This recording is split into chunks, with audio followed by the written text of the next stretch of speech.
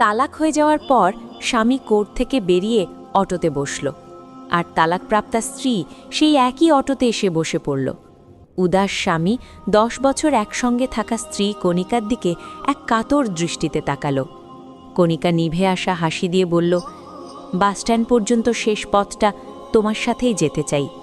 স্বামী বলল, ঠিক আছে। রাস্তায় যেতে যেতে স্বামী বলল, মোহরানার ও ভরণপোষণের টাকা 2 থেকে 3 মাসের মধ্যে দিয়ে দেব, বাড়িটাও বেচে দেব, তোমার জন্যই তো বানিয়েছিলাম।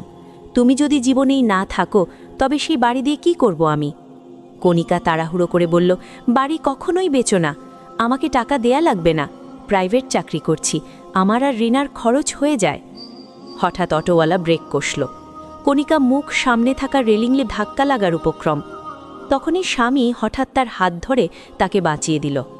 স্বামীর চোখের দিকে তাকিয়ে কণিকা অশ্রুভরা কণ্ঠে বলল, আমরা আলাদা হয়ে গেছি, তবে তোমার যত্ন নেওয়ার অভ্যেসটা তো যায়নি। সে কিছু বলল না, কিন্তু কণিকা কেঁদে ফেলল। কেঁদে কেঁদে বলল, একটা কথা জিজ্ঞেস করি? স্বামী চোখ তুলে বলল, কি? কণিকা ধীরে ধীরে বলল, 2 বছর হয়ে গেল আমরা আলাদা থাকছি, আমার কথা তোমার কখনো মনে পড়ত?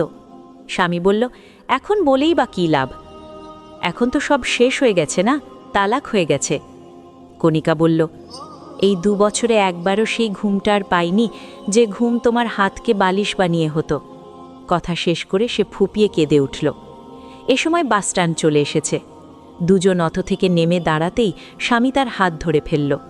অনেকদিন পর স্বামীর স্পর্শ কবজিতে অনুভব করে কণিকা আবেগে ভেসে গেল। স্বামী বলল, চলো নিজের বাড়িতে চলে যাই।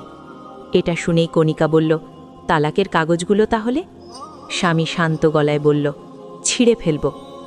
এটা শুনেই কণিকা হাউ মাউ করে কেঁদে স্বামীর গলায় মাথা রাখল। পেছনে আর একটা অটোতে আসা স্বামী স্ত্রীর আত্মীয়রা সব কিছু দেখে চুপচাপ কোনো কথা না বলে বাসে উঠে চলে গেল। নিজের সম্পর্ককে কখনোই আত্মীয়দের হাতে ছেড়ে দিও না। নিজের সিদ্ধান্ত নিজেই নাও, নিজেদের মধ্যে কথা বলো, ভুল হলে তা স্বীকার করো। তাই সমস্ত সিদ্ধান্ত নেবার আগে নিজে ভাবুন এবং আপনার জীবনসঙ্গীকে নিয়ে ভাবুন। দুজনে একসঙ্গে বসে আলাপ আলোচনা করুন, যদি সমাধানের মতো হয়।